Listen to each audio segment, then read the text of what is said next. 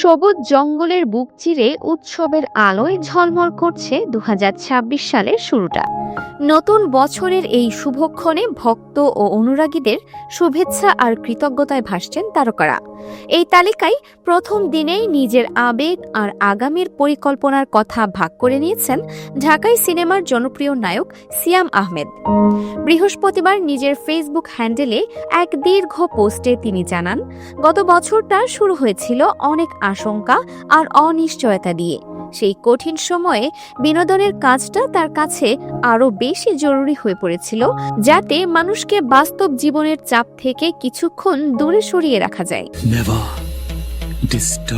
গেল বছরের অন্যতম ব্লকবাস্টার সিনেমা জঙ্গলির অভূতপূর্ব সাফল্যের কথা স্মরণ করে সিয়াম লেখেন, ঈদের লাখ লাখ মানুষ পরিবার নিয়ে সিনেমা হলে এসেছেন জঙ্গলি দেখতে। আপনারাই হেসেছেন, কেঁদেছেন এবং পরম মমতায় আমাকে জড়িয়ে ধরেছেন। দর্শকের এই ভালোবাসা দেখেই তার চোখ ভিজে উঠেছিল বলে আবেগপূর্ণ বার্তায় উল্লেখ করেন তিনি।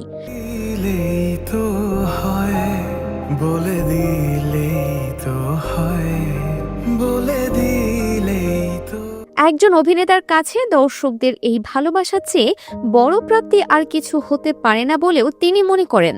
তবে এখানেই শেষ নয়। সিয়ামের ভাষায়, এখন শুরু হয়েছে নতুন চ্যালেঞ্জের পালা। নতুন বছরের পরিকল্পনা নিয়ে সিয়াম আহমেদ বেশ রহস্যময় অথচ আত্মবিশ্বাসী। তিনি জানিয়েছেন ২০২৬ সালে দর্শকদের জন্য নিয়ে আসছেন আরও কিছু নতুন চরিত্র এবং চমকপ্রদ গল্প। সিয়ামের মতে, তিনি দর্শকদের জন্যই অভিনয় করেন এবং তাদের ভালো লাগাই তার জীবনের সবচেয়ে বড় অর্জন। ভক্তদের উদ্দেশ্যে তিনি মজার ছলে সতর্কবাণী দিয়ে লিখেছেন, সিনেমা হলের সিটটা শক্ত করে ধরুন, পপকর্ন বক্সটা কাছে রাখুন, কারণ আমি পর্দায় আগুন ধরাতে আসছি।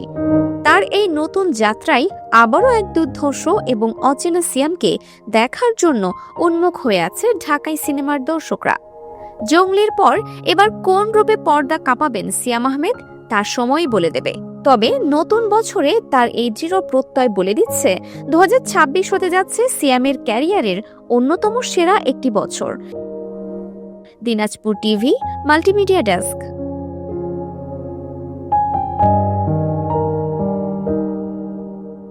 দিনাজপুর টিভি, মানুষের জীবনের কথা বলে।